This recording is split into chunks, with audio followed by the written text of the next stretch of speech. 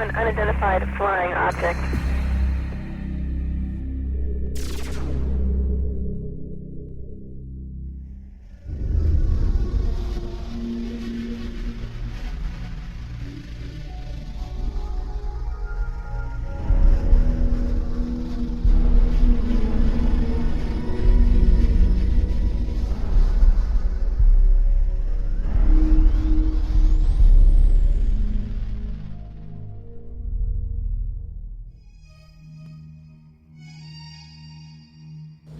Good evening, my fellow Americans.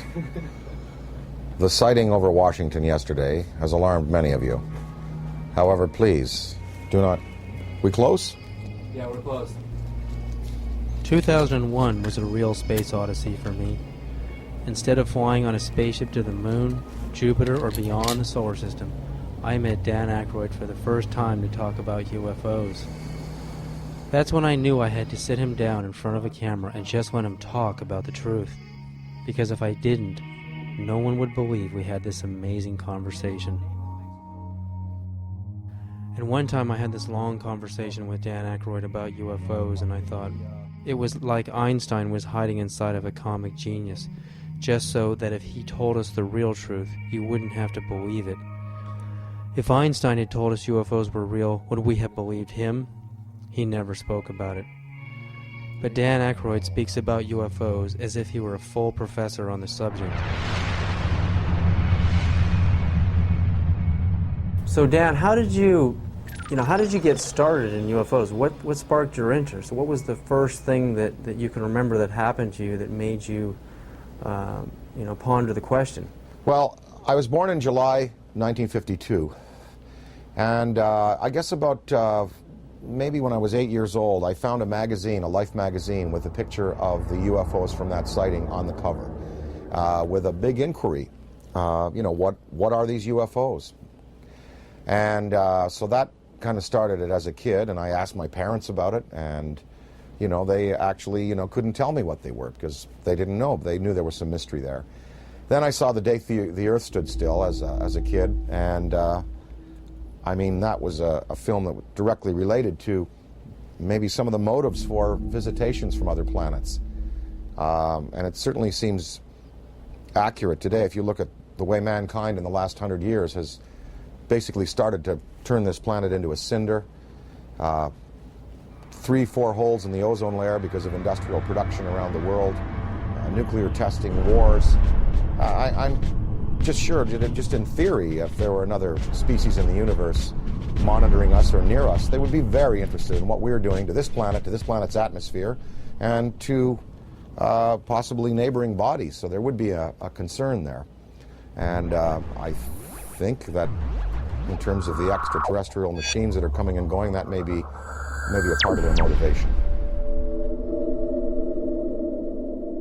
We've just had a rash of sightings all over the planet, and we've got Iran and Turkey and Mexico. It seems like we're being invaded by UFOs. Let's talk first just about what's actually happening out there. Well, recently, the most dynamic sighting that we've seen, because it's corroborated by an actual government, is the sighting that took place over Mexico recently, where drug surveillance twin-engine turboprop plane was at altitude taking pictures of possible smuggling routes, and they photographed with their infrared cameras 11 unidentified objects. Some of them were in pairs and in threes, and of course, these were objects that couldn't be seen by the naked eye, but were visible on the infrared cameras. Well, the United States Air Force, after the news appeared in America, and it was covered on CNN and Fox. The footage was shown on Fox. It was shown on CNN, and in the Valley Daily News on the front page had a big headline, UFOs with a question mark, and it had pictures from that sighting. And of course, the United States Air Force had to respond, and they said it was swamp gas. So I don't know whether swamp gas is not visible to the naked eye and visible on infrared, whether it comes in multiple balls, whether swamp gas is capable of doing a complete circuit around an aircraft and then taking off at high speed and right angles into the sky. If it is, then maybe it was swamp gas. But somehow this seems to be a legitimate one, because the Mexican government decided we want to release this to the world. And this follows on the heels of the Belgian general who revealed some F-15 footage years ago of his Air Force planes chasing objects that were exceeding them in speed by twice again what his planes were going at. The French government, over the last couple of years, has released a comprehensive study on the UFOs. The Soviets have been, since the 1950s, engaged in numerous studies about landings, abductions, and the sightings.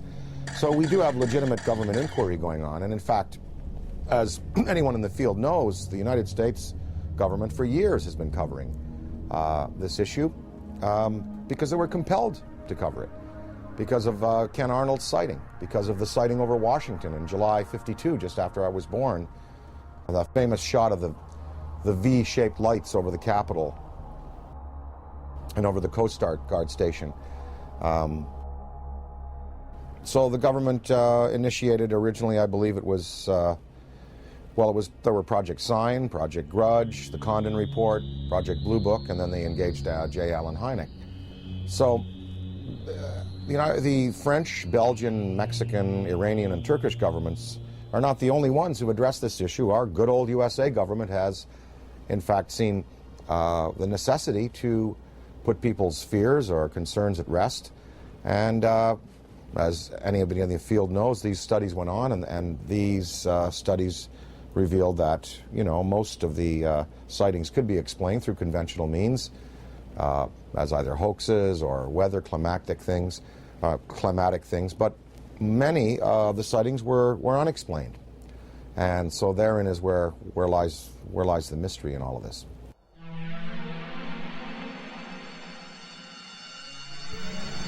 Dan, what do you think is the significance of UFO technology? I mean, obviously, these guys, the extraterrestrials, can come from one star system to another and visit Earth. I mean, recent headlines on CNN are talking about, and BBC, that we're going to run out of oil in 2026. We've got to get on to a better technology. I mean, to be able to go from another star system to Earth, obviously they have the answer. Well, the presence of these obviously intelligently controlled machines tells us that we are dealing with beings who have anywhere from 1,000 to 1 million to 10 million to 1 billion years advancement in technology on us. So you've got to figure that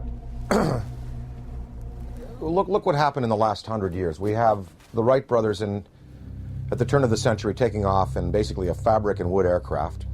By 1969, we have lunar expeditions. In the year 2004, we have massive airplanes being built out of alloys and graphite, and this big ship that Airbus is building, the new Boeing plane. So in 100 years, from fabric and wood, we've come to, advanced metallurgy, fuel use, and propulsion in just 100 years. Imagine what a culture could accomplish in 1,000 years, or 10,000 years, or 1 million years, or 1 billion years. It's not inconceivable that you have intelligently manufactured and controlled machines that can not only traverse great distances in space by mastering gravity and the time-space continuum, but also the interdimensional travel that might be possible. Many theories now purport that there were not only 4 dimensions at the creation of the entire multiverse 14 billion years ago at the time of the Big Bang. There were 11, maybe as many as 21 dimensions. So some of these beings may be coming from an extra-dimensional place.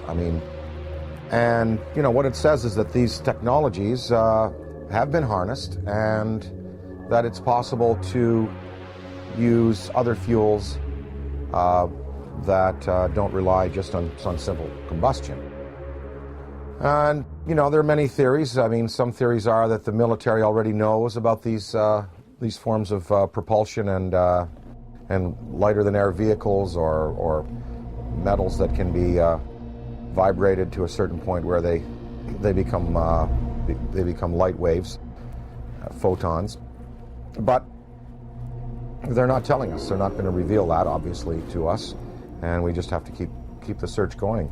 So I think that it's incumbent on us as a race on this planet to begin to find alternatives to the fossil fuels, but we're just not doing it fast enough. It's probably been the greatest and most successful cover-up in the history of the world. UFOs are as real as the airplanes that fly over your head. That is my unequivocal conclusion. Oh my God.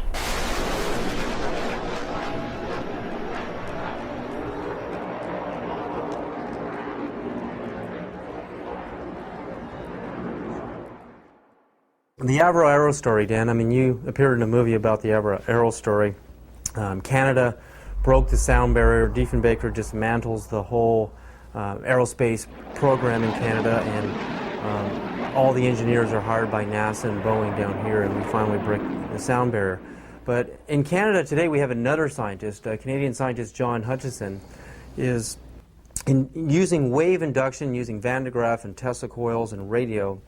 On a 75-pound cannonball, we can see this huge cannonball levitating in the air. I mean, Boeing, NASA, Lockheed, all of these defense contractors are going up into his lab in Canada and trying to understand how this thing works, because the next person or the next country that figures out true anti-gravity propulsion systems is going to be king of aerospace on this planet.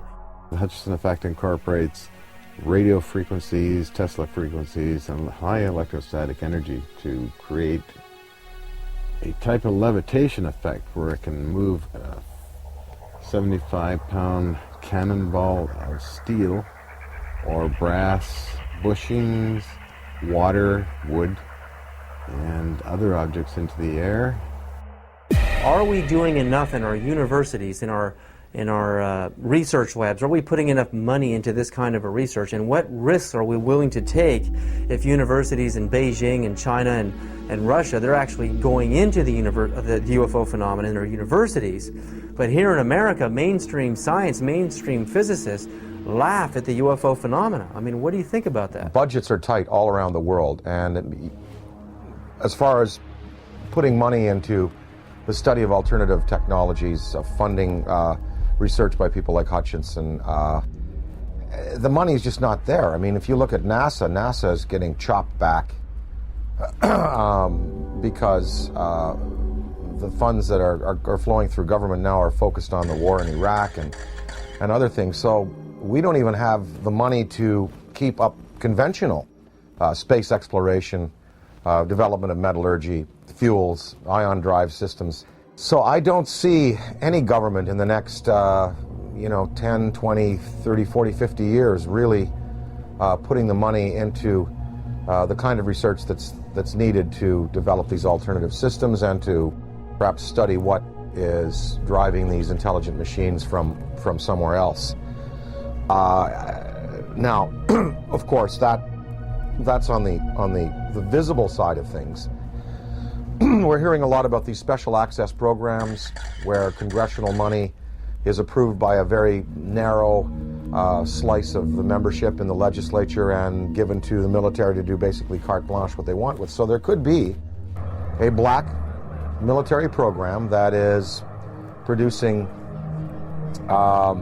what people are referring to now as the big black deltas, which are these huge black triangles that are being seen all around the world, the big black rectangles, which are also being seen all around the world. So maybe they look a little like this. The F-117, they look a little like the B-2 bomber. Maybe these are special access programs that have been applied to alternative technology and energy and are really practically at work today. But I don't see them revealing, these the sources of these programs, nor their applications right now. Okay, I worked in the U.S. space program for 36 years, I was a contractor employee, first working for McDonnell Douglas and then ending up working for Boeing after McDonnell Douglas was purchased by Boeing. I started at the end of the Mercury program and then worked the whole Gemini program. And during Gemini, I was responsible for the design of the equipment for the life support system. And so I had a distinct interest in keeping astronauts alive and having successful equipment. During the program, when we were flying the Gemini spacecraft, my interest in UFOs became very real. It became real because, first of all, Gemini 2, which was unmanned, it was rumored and talked about among our researchers that 2 UFOs had followed Gemini 2. And then Gemini 2 was, of course, recovered later. And I didn't think too much about that except, yeah, that's kind of funny. Very interesting stuff. And then when Gemini 4 flew, and its 4-day mission, 66 orbits, with James McDivitt and Ed White, about halfway through the mission, McDivitt said he has something up here with him.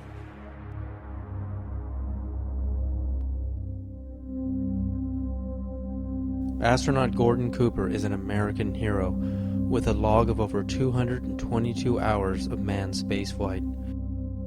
He had a long and illustrious career of service to his country. With over 11,000 hours of flight, he was a fighter pilot, U-2 test pilot in the Air Force, and is one of the first men to ever fly in space. He orbited the Earth 22 times in Faith 7, the last of the Mercury missions, on May 15th and 16th of 1963. On August 21st of 1965, he orbited the Earth again on Gemini 5 and remained a backup for Apollo 10.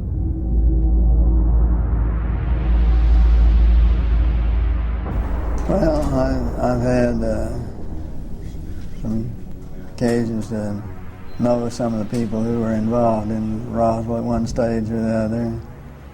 I think there's been an awful lot of untruths put out on Roswell and an awful lot of conjecture. I think there have been some truths in it. I think definitely there was something other than a weather balloon there.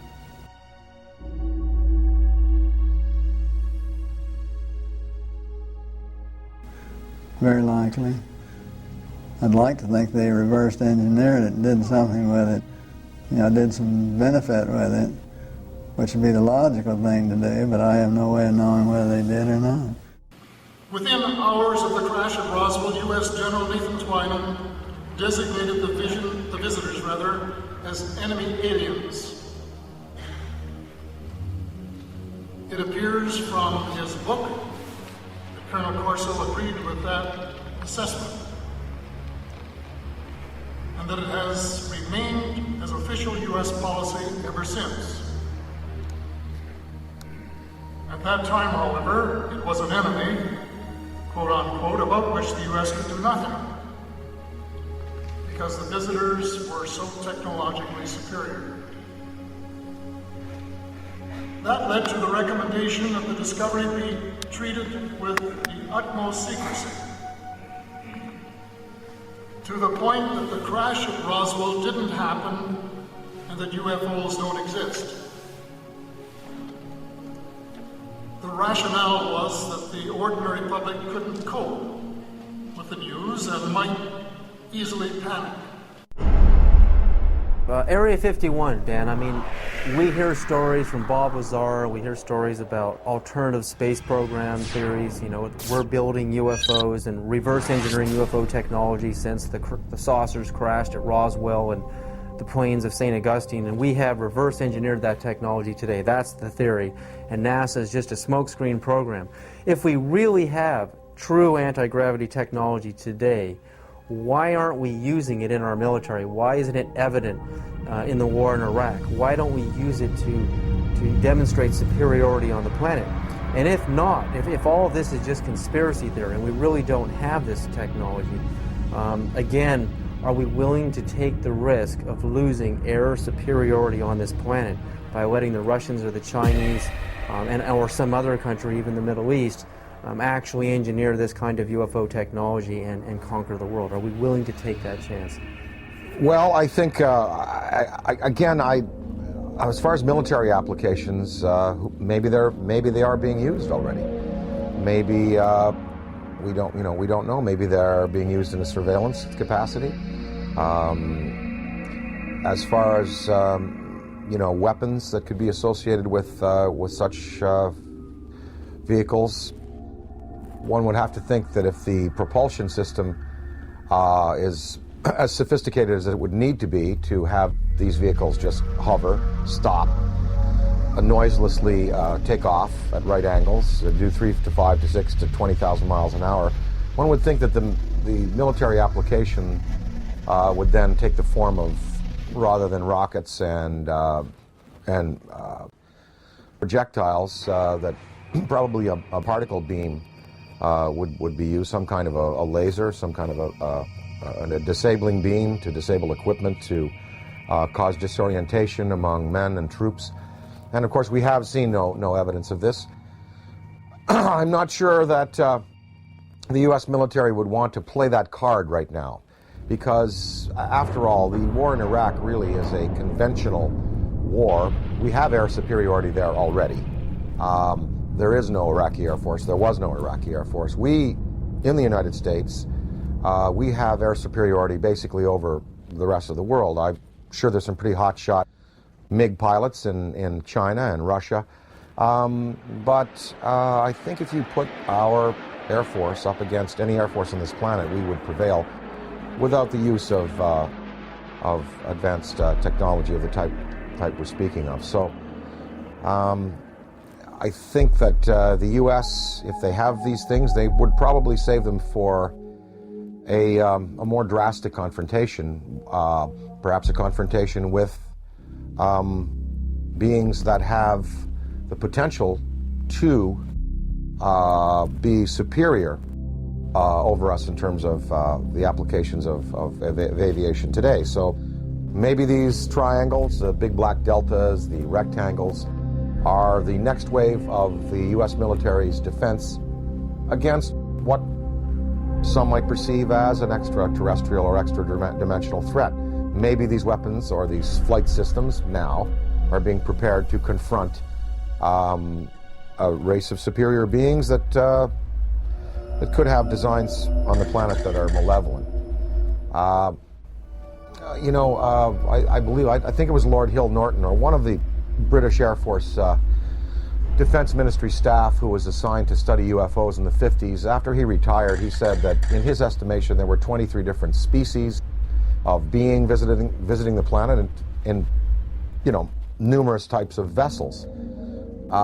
We know from the NASA UFO studies that you've done, and I think that theory, there's nothing wrong with that theory that I can see that doesn't point to what you postulate, and that is that there are benevolent beings that are trying to heal the planet, hence the size of these ships that we're seeing in the STS cameras, and the fact that the ozone has holes in it, the fact that water could be a healing element there. What are these lifesaver-shaped little Dropostone-shaped ships conveying to our planet? Well, we see them coming into the atmosphere, and on the STS tapes and other forms of exposure, they're not releasing personnel, they're not releasing projectiles, and no harm has come to the planet, through their intervention. So one can assume perhaps that maybe there are benevolent beings out there and malevolent beings out there, and maybe the United States government is preparing weapon systems to deal with the malevolent beings. Ronald Reagan said in a speech, he said, what if there were a species from another planet that was threatening us? We would all find a way to work together. And one can only think about the Star Wars system and the fact that there we had satellite-mounted cannon.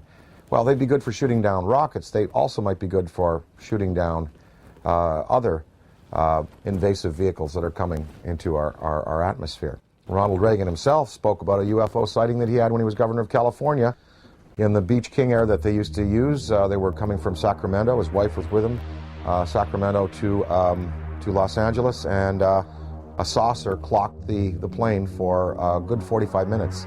And Reagan spoke of it to a lot of people. And I think maybe, part of his motivation in getting the Star Wars weapon system up might have been that to prepare ourselves for the day when other beings might come to this planet with designs of, who knows, taking minerals without authorization, taking people. We're probably just going to have to wait to see. I occasionally think how quickly our differences worldwide would vanish if we were facing an alien threat from outside this world. Colonel Corso makes it clear that the Reagan administration's Strategic Defense Initiative, appropriately dubbed Star Wars, was primarily designed for use against the alien intruders. His contemporary successor, the anti-missile defense system, is also being designed with that as one of its principal objectives. It is true that a case can be made for attempting to provide a shield against the Russians and Chinese, although everyone knows that the Russians are not going to embark on a policy which would result in their total destruction. It is equally true that they, too, are aware of the visitors and know that the perceived threat from the visitors has been a major consideration in the planning of the anti-missile system.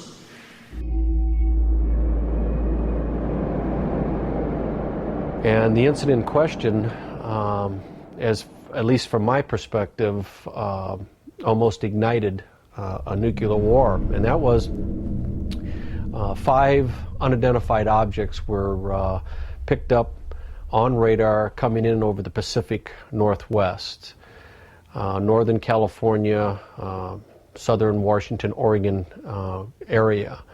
As these objects approached the coast, Strategic Air Command went on a alert.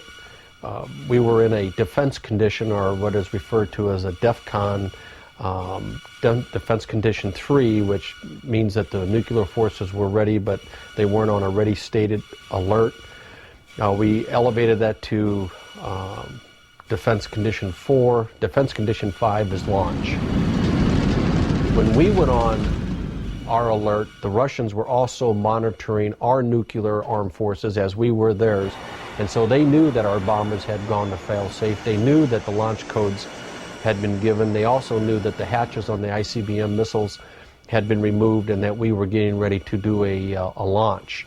I know that Nixon, President Richard Milhouse Nixon, picked up the phone and called the Kremlin. The White House notified the Kremlin that these objects were not, and I repeat, not a preemptive launch by us, that they too, the Russians, had been tracking these objects as they came in over the Bering Sea.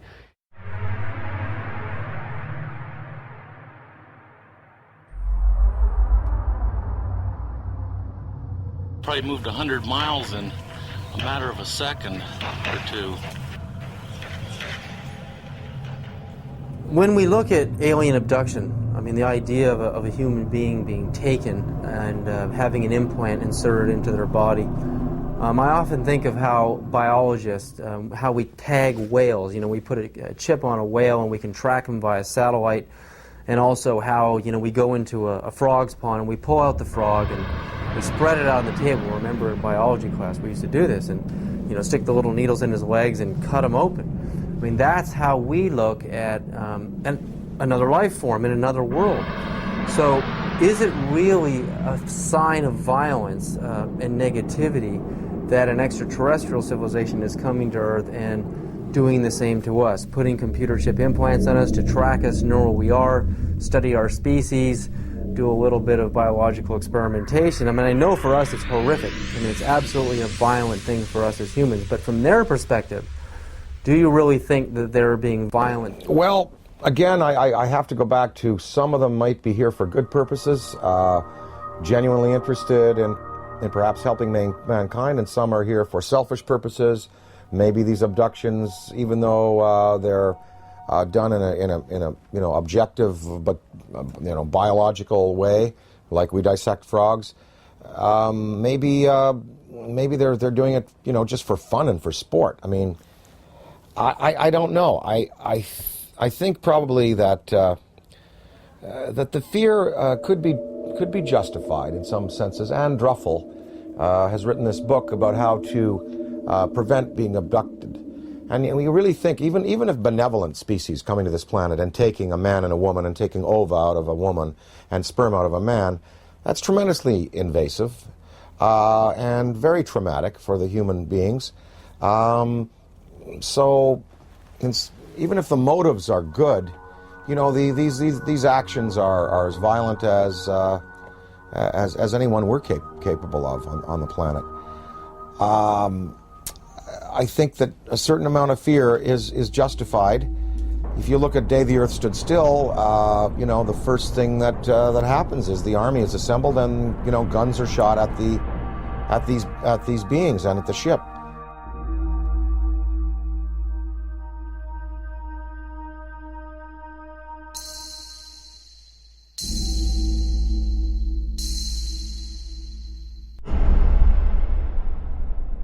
I addressed the question to Dick Cheney because I say the most important question to put to any high-ranking official is not what do you think about UFOs or have you seen one. The most important question is, have you ever been briefed on the subject? Did someone walk in your office and tell you what's going on? Because if someone walks into the president's office or some high-ranking official and briefs him on the subject of UFOs, it is for real. It's not imaginary, as the government has been saying for 60 years. So I asked Mr. Cheney, this is 3 months after he became the vice president, I asked him on the air, and this is still on Diane Ream's archives, Mr. Cheney, in all your jobs in government, have you ever been briefed on the subject of UFOs? And if so, when was it and what were you told?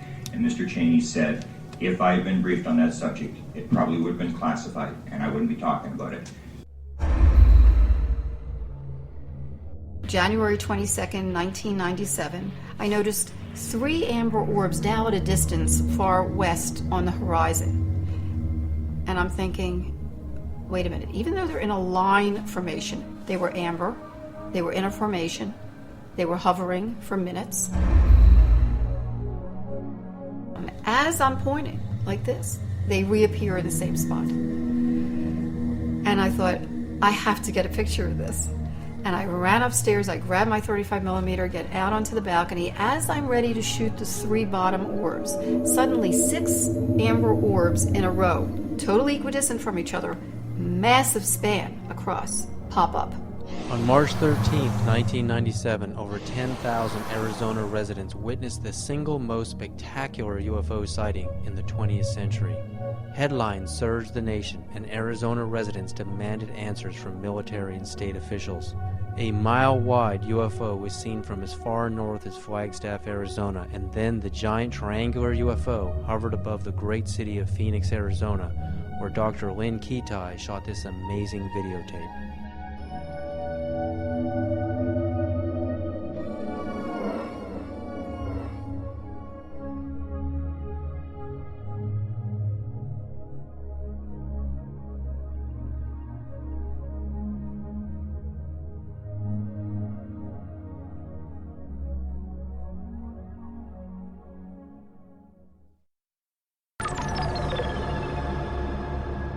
When we go out into space and we're exploring the cosmos out there and we're looking for signs of extraterrestrial life, what kind of a communication are we going to send out? I mean, if Dan Aykroyd was the ambassador, if you were the ambassador for Earth, what message would you teletype to ET?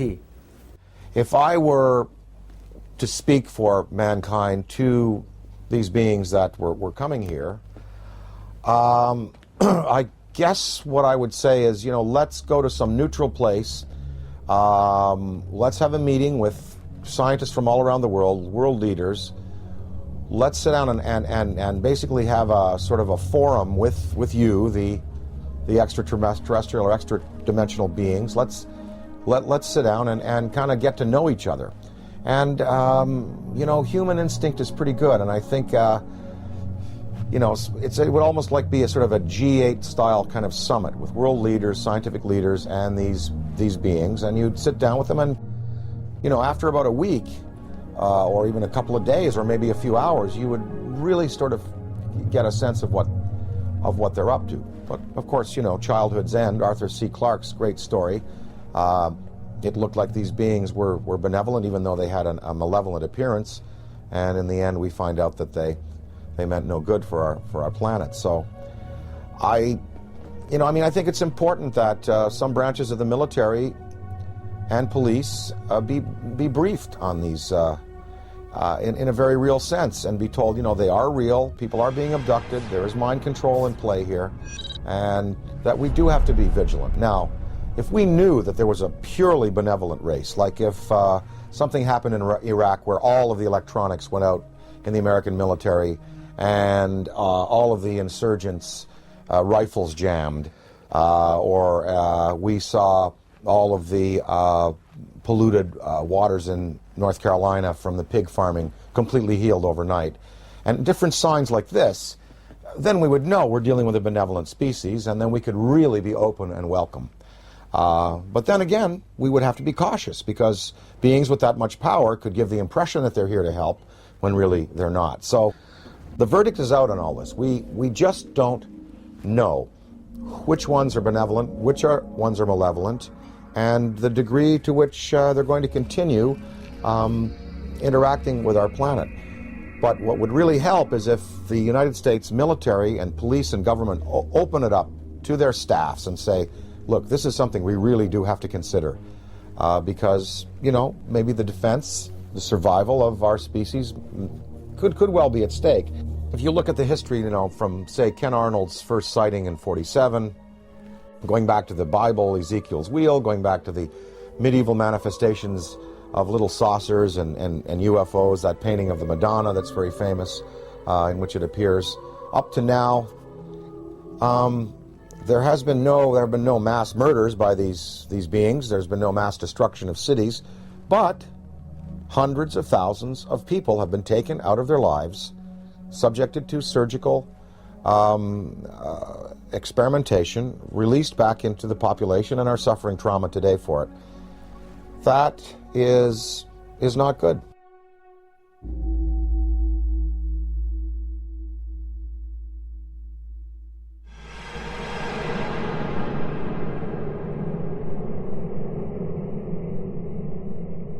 The idea, I mean, like in the movie Close Encounters of the Third Kind, the meeting on the dark side of the moon in Devil's Tower, Wyoming, I mean, it seems like the logical thing to do. I mean, we have a communication, a teletype message, we have a place, a location, and a time, and we isolate it from the public until we know it's safe. I mean, we check each other out. I mean, this seems like the most logical thing to do, you know, even rather than meeting on the White House lawn. I mean, this is the way we would like it to happen.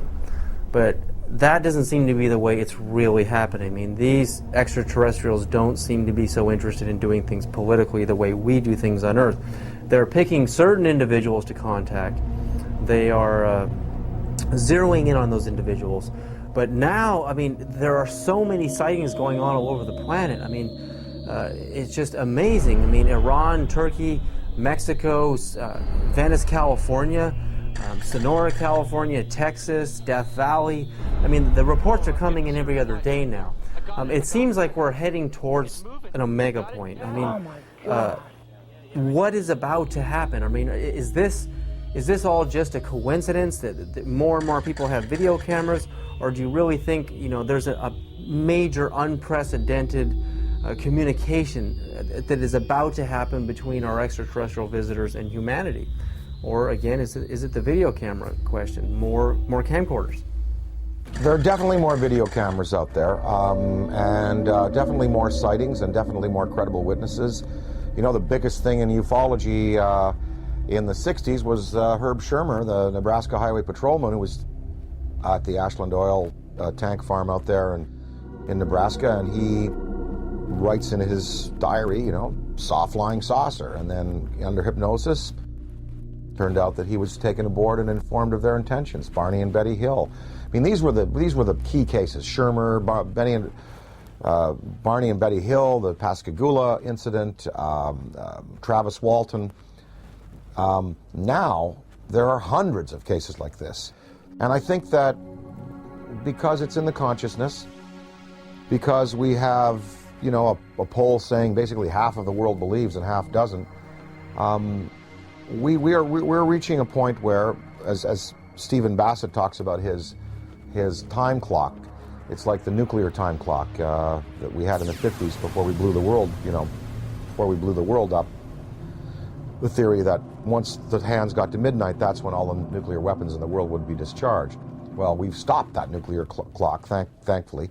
But as far as the UFO clock, he says we're 1 minute to midnight now, meaning that in a minute to midnight, something really, really spectacular is going to happen. Now, whether that's a mass appearance, whether that is, come over to the Yankee Stadium during a game, I think maybe even in the next 5 years, we're going to have occasions like the one I experienced in upstate New York in the mid-'80s when I woke up in the middle of the night and I said to my wife, they're calling me, I want to go outside, they want me to come outside and see. She said, who? Something outside wants me to come out and say, oh, just go back to bed. I went back to bed, but in the next day in the media, in newspapers, in radio, all over upstate New York and Ontario and Quebec and Vermont, people spoke about this urge they had to go out of their houses at 3 in the morning and look up into the sky. And 12,000 people shared this urge. And they went out and it was a big, big news story. And of course the Air Force said that a Chinese rocket had exploded over New York State. And what people saw was a massive, miles-high pink spiral in the sky above the Great Lakes. In Hull, Quebec, Canada, a few years afterwards, there was a story of several hundred people, almost 1,000 people, in this community, Gatineau, north of Hull, Quebec, Canada, in the Quebec province, sharing this urge to come outside and look up into the sky, and they also saw an apparition. So there are going to be more of these mass sightings. And, the day that 1 million people in Idaho at a rock concert or something see it, that is when you're going to really get the conventional military and police sitting down to say, well, it's time to throw the Brookings Institution and report out and lay it open to the people and let the people decide, what must be done in conference with our state leaders.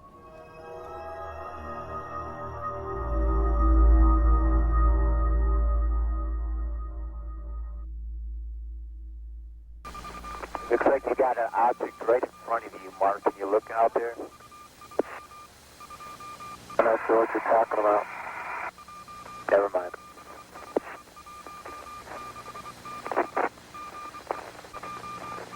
Are we missing something? I don't see anything. Yeah, we think the camera filter came off, Mark. It's about your 10 o'clock, 11 o'clock going away. Don't worry about it.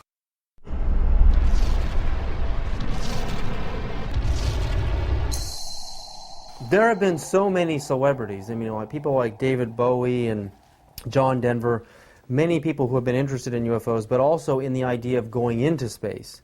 Would you train and go on the space shuttle yourself and conduct investigations into UFOs? And if you did that and you took an oath that stated that if you did discover something out there, that you would not share it with the American public. And if you knew you had captured on videotape actual UFOs from the space shuttle, would you break that oath and share the truth with the American public? Well, first of all, I'm claustrophobic, so I doubt I'll go up into space.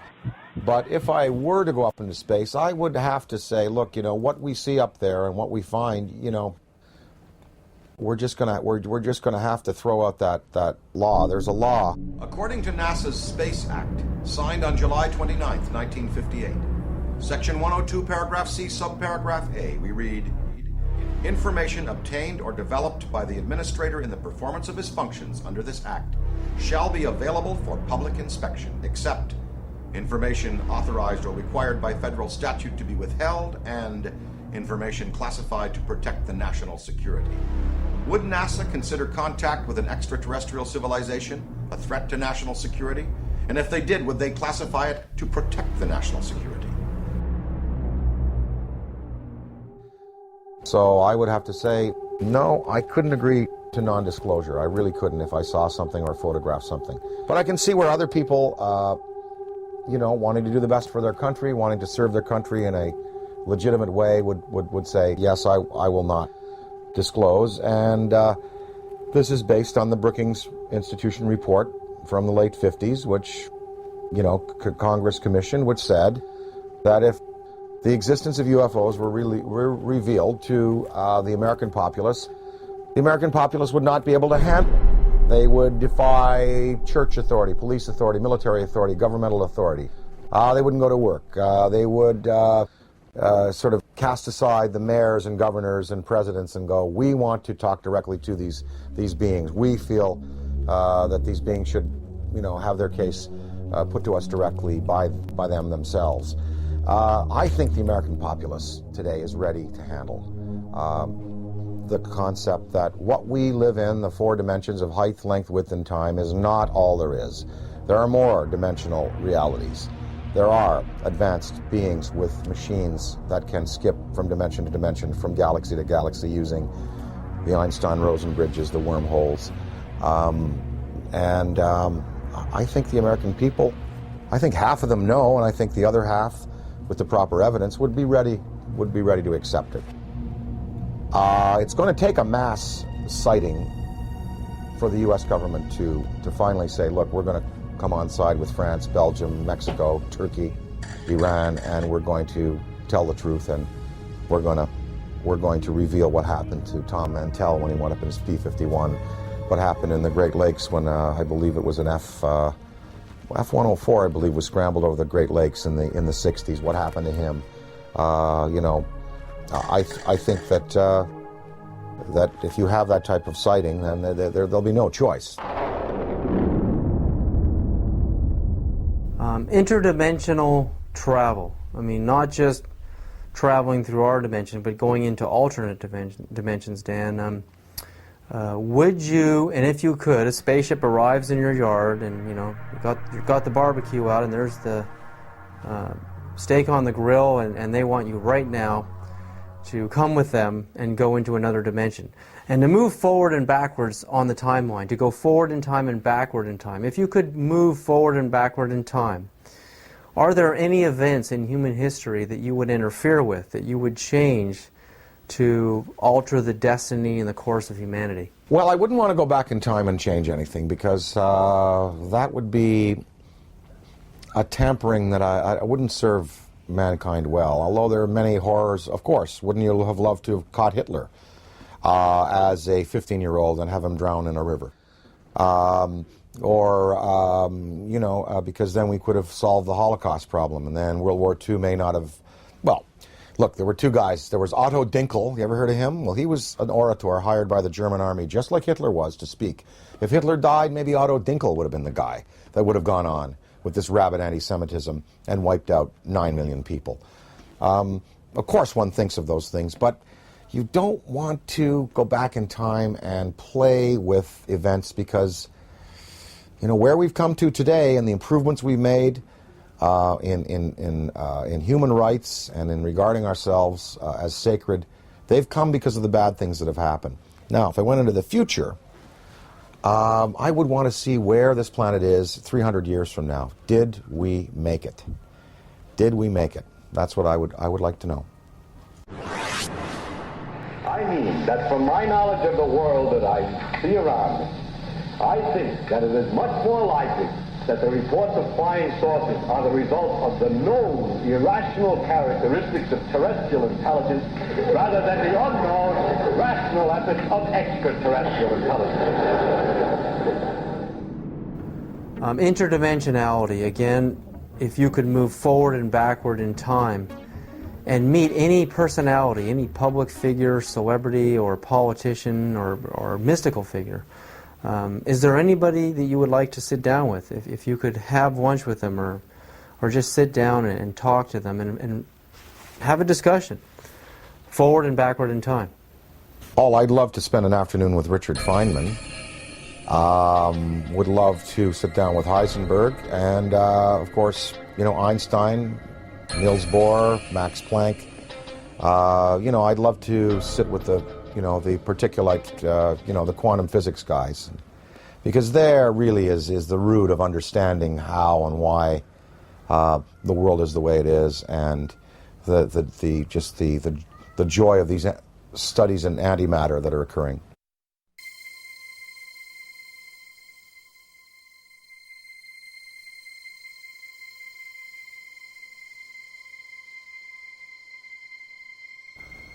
Everyone you picked is a physicist, a scientist, and I often think about how spirituality and science are merging, how they're kind of coming together. I mean, what ancient civilizations thought of a universe was really the Earth and the Sun and a few planets.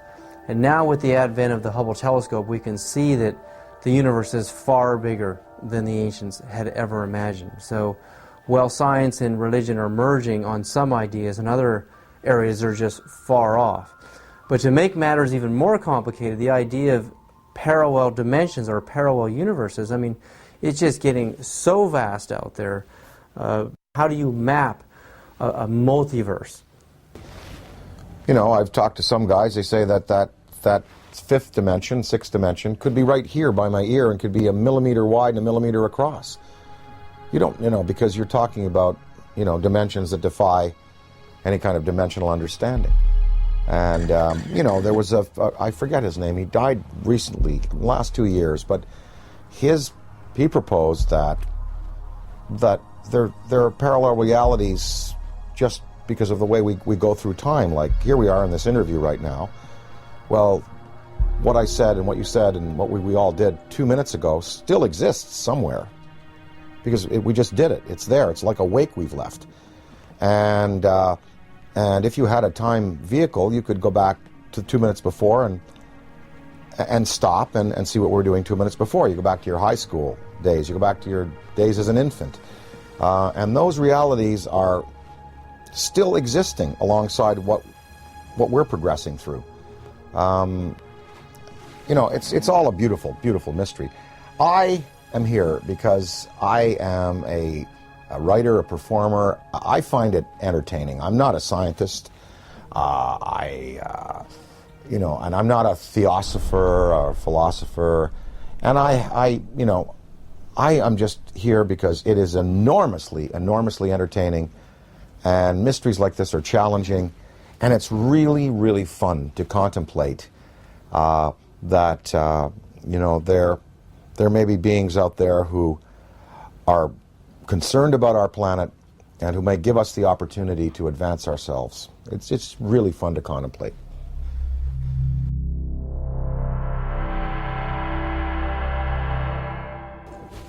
All the physics that we know on this planet, quantum physics and conventional physics and metallurgy and all of it, it can really encompass a theory of how these ships move. I mean, you've done it yourself, David, proposing that if you can convert a mass to a state of photonic energy, then there is no mass anymore, and you're looking at pure light. You're looking at anti-gravity. You're looking at something that can be harnessed in waves. Well, what is the fuel? Well, people, Bob Lazar talked about this element 115 that was put into these generators to boil mercury and to be used as gravity tractors. Maybe that's it. I don't know. I mean, they must be using a fuel that's unavailable to us. Does it give off radioactive waste? What is the cost to them? For instance, the Venice UFO that you recently showed me, and I covet that tape. That's amazing.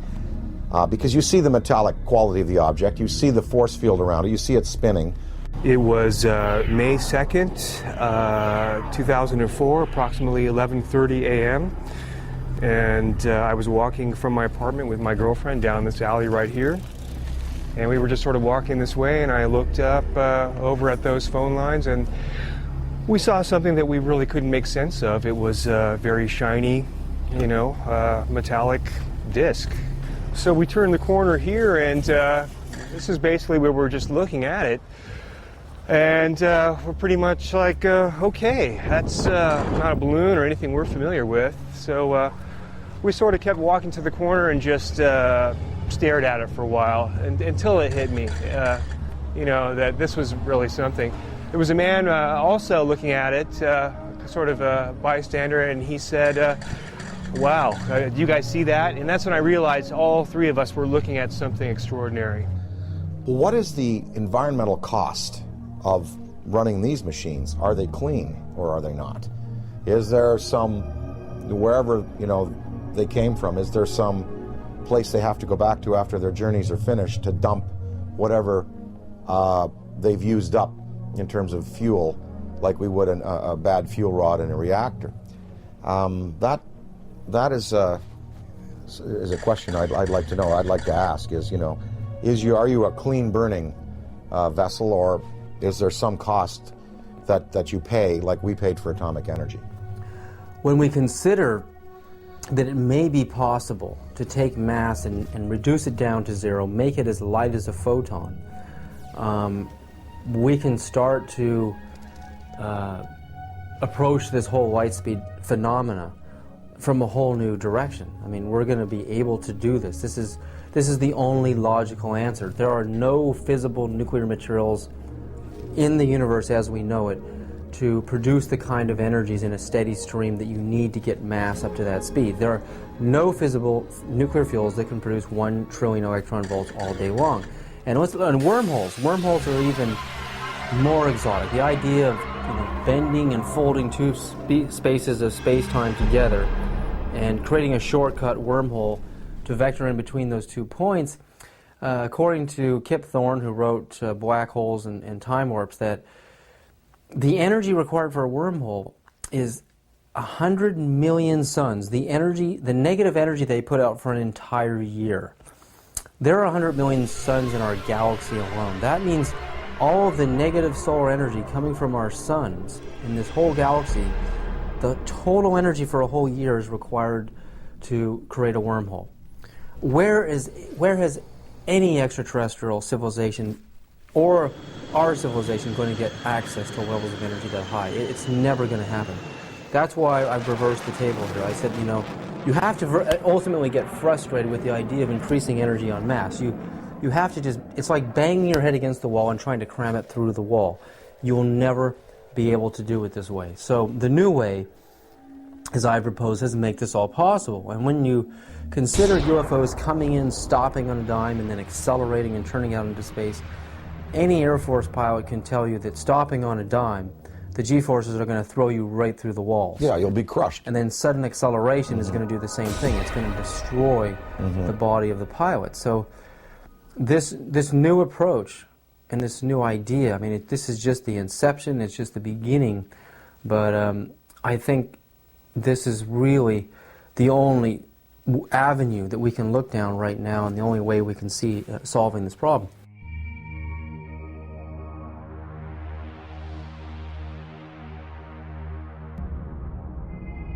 While Gordon Cooper was an Air Force pilot stationed in Munich, Germany in 1951 in the 86th Fighter Bomber Group, where he flew F-84s and F-86s, Cooper testifies to having chased disc-shaped UFOs that outmaneuvered the most advanced fighter jets of our time. We were flying in Germany, and we were flying F-86s. And they would come over and do the same maneuvers that we make, except every once in a while one of them would go zip. And you just can't do that in a fighter, a conventional fighter. They're just typical saucer shape, double lenticular shape, metallic looking. Well, yeah, they weren't just random. They were flying fighter formations, very definitely under positive control.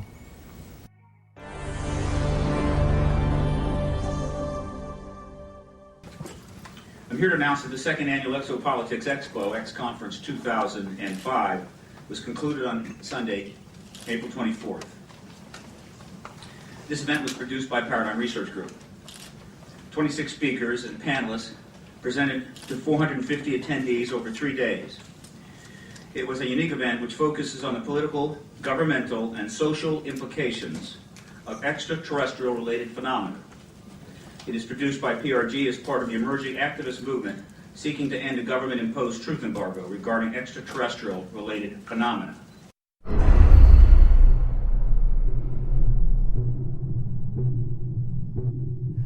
Do you believe, and describe, do you believe that your show was shut down for national security reasons? And tell us a little bit about what happened with the show out there. Well, what happened? We sold the show to Sci-Fi Channel, and it was called Out There, and I basically interviewed all of the people that I admired in various fields of study, like Colin Andrews from the Crop Circle movement, Linda Moulton Howe, the expert on cattle mutilations, John Mack. And let me just put a pin in things right there, because John Mack has taken the study of abductions, UFOs, right out through the other side, and he's going, yes, we know they're here, we know they're coming, we know people have been taken, we know there's experimentation going on, we know people have been told about agendas. What we now have to do is use that as a key and as a motivation to socially transform this planet to a more peaceful, more loving, more tolerant state. So his movement, the movement for social change, has just accepts as a fact abductions, UFOs, interplanetary intervention, and what he's doing is taking it out through the positive side of it and saying, now we must use it to socially transform, and I think his message is great. But I talked to him, I talked to the Allagash guys who were taken in the canoe on that trip in Pennsylvania. The last show we did, I had both Bassett, who has the UFO time clock, and then Greer. Both Bassett and Greer were there. They were my two guests for the day. Well, the show was canceled that afternoon. And I was outside, before I knew it was canceled, in between the interviews. And I was outside, and Britney Spears called me because she wanted me to appear on Saturday Night Live with her. And so I was outside having a cigarette, the phone rang.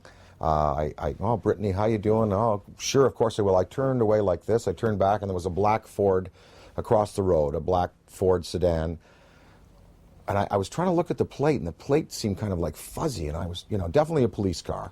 And two guys were there, and a big, big, tall guy got out of the back seat. And he stood in the street on 42nd Street it was. We were at 42nd Street and 8th Avenue. And he looked right at me. And literally, I was on the phone. Hey, oh, sure, of course I'd love the show. Saw the Ford, went back like this, turned back like a half second later, and it was gone. And that car did not go past me. It did not make a U-turn, because I would have seen 42nd Street. I would have seen that thing take a U-turn and go away. That car vanished. That car was a cloaked vehicle of some type. And whether this was like a warning to me, because the guy got out of the back seat, gave me a real dirty look. That car vanished. I know what I saw. And it was just this fast. It was, oh, hi, Brittany, sure. Oh, of course, I'd love to. Guy gives me a dirty look. Oh, well, sure. Car gone. That's what happened. And then 2 hours later, we were told we were not to continue taping, and the show was canceled, and none of them would air. I don't know. I don't know. Was that an MIB experience? Black helicopters, military abductions that happen. Sometimes people are taken, and they talk about then being visited by military personnel and debriefed about their abduction. Was it a technology associated with some of these beings that are visiting that wanted to warn me off, or that wanted to give me verification that I was on the right track? I don't know. But I do know I did turn back a second later, and it takes so long for an automobile accelerating from 0 to 40 miles an hour to reach the corner of 8th Avenue and 42nd Street going past me, and then pulling a U-turn and going out towards Times Square. I would have seen that car. And I looked around. I was looking for that then. It was gone.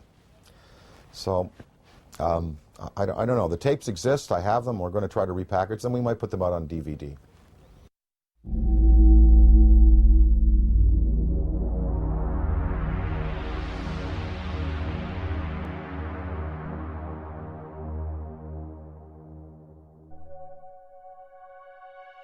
I was having some cameramen film the installation of a of a precision landing facility we were putting in right on the edge of the dry lake.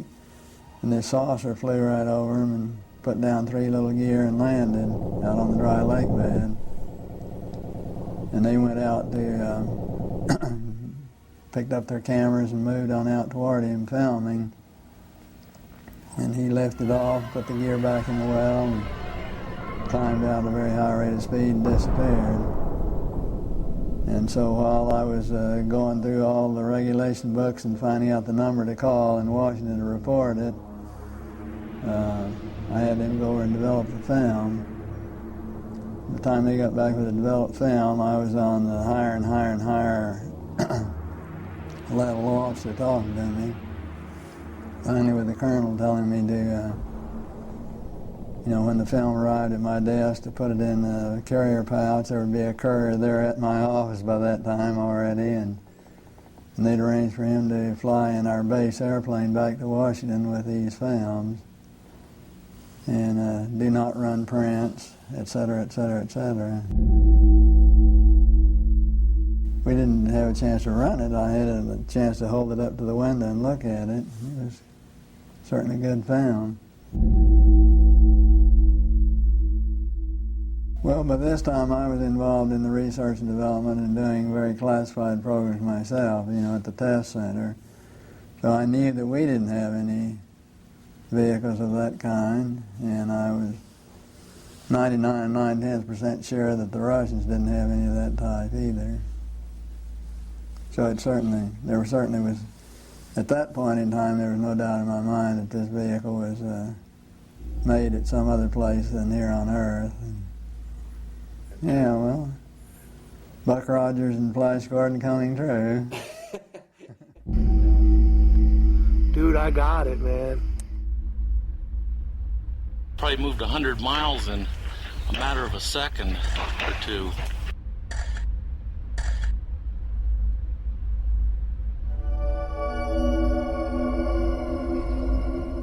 In July of 2002, right here in the Washington, D.C. area, there was yet again a airspace jet chase by 2 F-16 jet interceptors,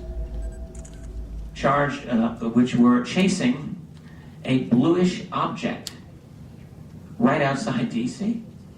In fact, we have one of the key eyewitnesses here in this room today.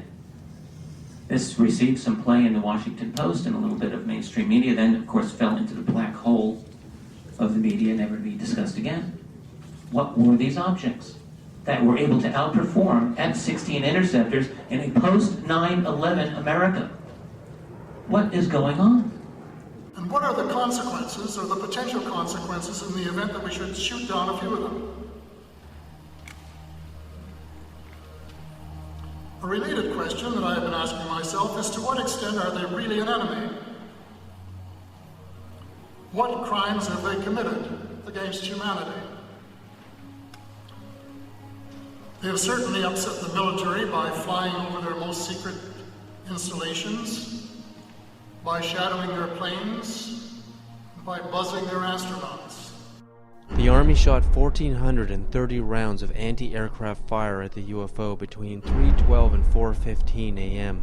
Army Chief of Staff General George C. Marshall wrote a top-secret memo to President Franklin D. Roosevelt that the U.S. Navy recovered an unidentified craft off the coast of California. The retrieved craft was in fact not earthly and in all probability of interplanetary origin.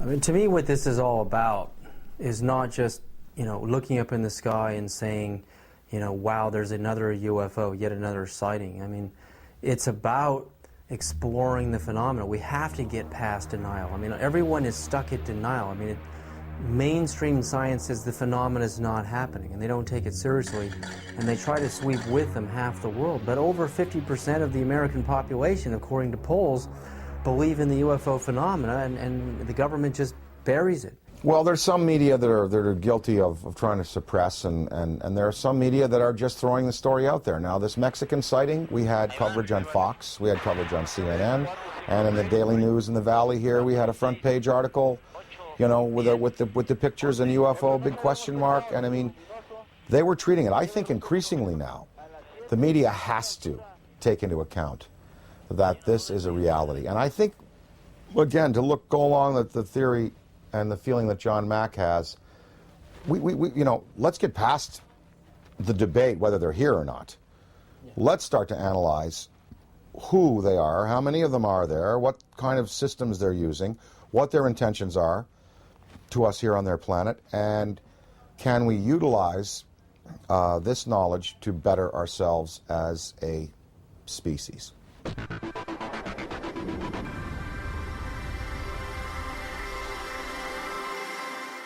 With the advent of the Hubble telescope, I mean, when you see how big it really is out there, and the idea that we're stuck on this myopic little ball, we're just glued to it, we can't get our eyes off of it. It's more of a mystery now than it ever has been. Why we're stuck here, and there's got to be a way to decode the matrix and finding out how these craft work. You know, how we can get out into the universe ourselves. I mean, I think that's what this is really all about. It's not about trying to prove it whether it's right or wrong. It's like when the first time man saw a bird fly. Well, the last UFO symposium conducted by MUFON, they sent me the book of the speakers. There were many, many scientific people in there, many astrophysicists, celestial mechanics experts, metallurgists, you know, people who've been consulted on these cases over the years. No, I mean, when you have John Callahan, an ex-FAA supervisor, saying, yep, they're real.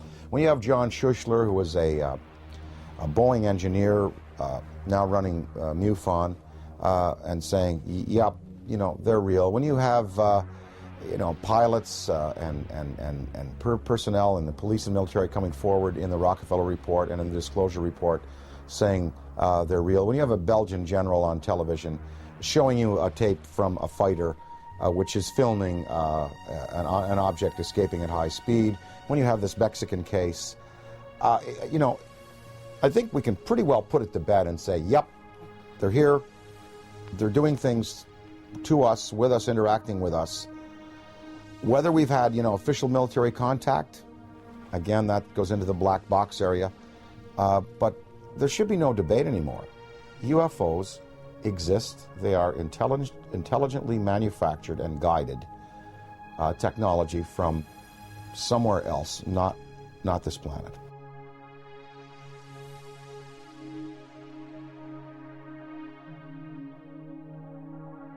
While human beings can only see from red to violet wavelengths of light, the infrared and ultraviolet spectrums are invisible to humans.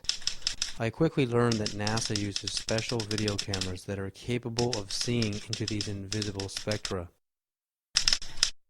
The tether has broken and is going away from us. Get it on the TV, Claude. Please get it on the TV. After the 12-mile-long tether snaps, several days later on an orbital pass, the cameras find something that should not be there.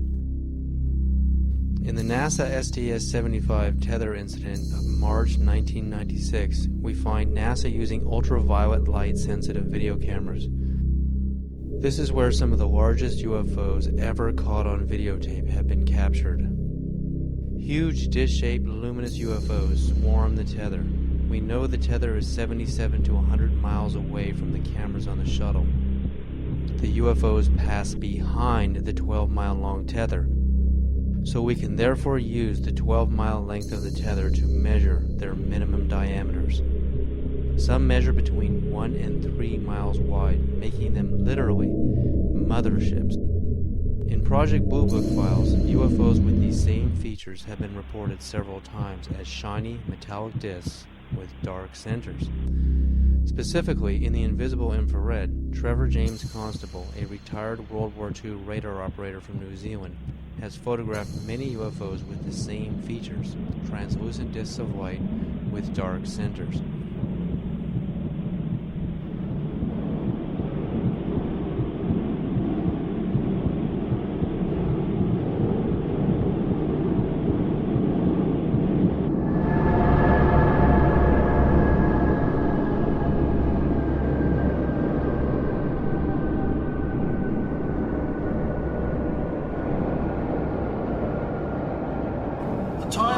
time to lift the veil of secrecy and let the truth emerge so there can be a real and informed debate about one of the most important problems facing our planet today. So how do people respond to Dan Aykroyd when he talks to them on a personal level about UFOs? You know what? It's interesting. When I talk to people, well, first of all, people ask me about it. They come to me and they say, oh, well, you know, we saw an interview, we heard an interview, they heard the thing on Art Bell that we did. They come to me and ask me about it. So it's not like I have to go out there and crusade and say, hey, did you hear about the latest Mexican case? They've seen CNN, they've seen Fox, they've seen the Daily News. They come to me and ask me about it, and I basically lay out, you know, my thoughts on it. I'd say half the people that I speak to about this have either seen themselves, heard about it from a credible witness, or are willing to accept. The other half, totally not. Harold Ramis, my good friend and collaborator, does not believe, will not accept until, you know, hard proof is presented to him in the form of, you know, something tangible. And so what I've been able to do is just open people's minds a little bit and let them think about it. And of course, the greatest proof are the kinds of tapes that now exist, the kind of videos that exist. Usually when I show some tape of some different things that have been exposed to me, well, it's pretty convincing. And then at that point, people have to go away and accept that, you know, that these things are a part of our reality. Well, what I'd like to, you know, what we'd all like to affect is some positive change in the world and try to help the tipping point where good tips to overflow evil in the world. I mean, you know, we know there's good and bad out there, yin yang, black, white, you know, there are you know, there's tremendous divisiveness in the planet, and you know, perhaps this study and this understanding of things that are greater than we have accomplished technologically will lead us to a spiritual awakening, one that helps us respect other beings out there in the universe and other dimensions, and also in our own 4 dimensions and here in the physical world that we live in. The sacredness of human life, the willingness to get along a little better, to relinquish materialism and territoriality in favor of a more comprehensive worldview, in which we unite and we all feel the energy within us as part of a universal light. Gotta thank you, Dan, so much for this interview. I'm very grateful. I really believe you're one of the greatest minds in our world at this time. Thank you so much.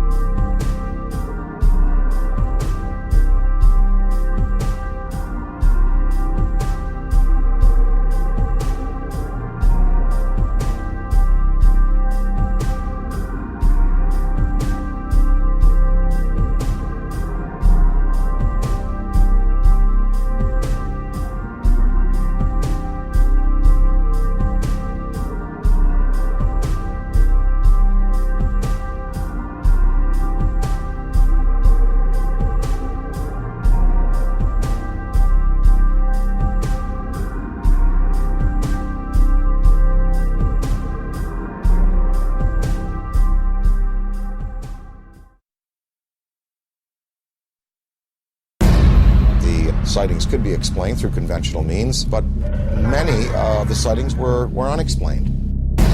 From Dan Aykroyd, a recognized authority on UFOs. People spoke about this urge they had to go out at 3 in the morning and look up into the sky.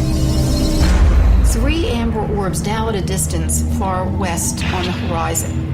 Strategic Air Command went on alert, DEFCON 3, which means that the nuclear forces were ready. I think half of the American people, with the proper evidence, would be ready to accept. Probably moved 100 miles in a matter of a second. It was a metallic disc. And that's when I realized all 3 of us were looking at something extraordinary. 5 unidentified objects were picked up on radar coming in over the Pacific Northwest. 12,000 people shared these mass sightings. Looks like you got an object right in front of you, Mark. Can you look out there? There should be no debate anymore. UFOs exist. Challenging the misconceptions. They photographed 11 unidentified objects. Discovering the realities. They were hovering for minutes. Of what may be. A massive, miles high. The most important question. The incident almost ignited a nuclear war. Facing human civilization today. An authoritative inquiry into the UFO phenomenon. We are dealing with beings who have advanced technology on us. Probe the mind of Dan Aykroyd. Dan Aykroyd Unplugged on UFOs.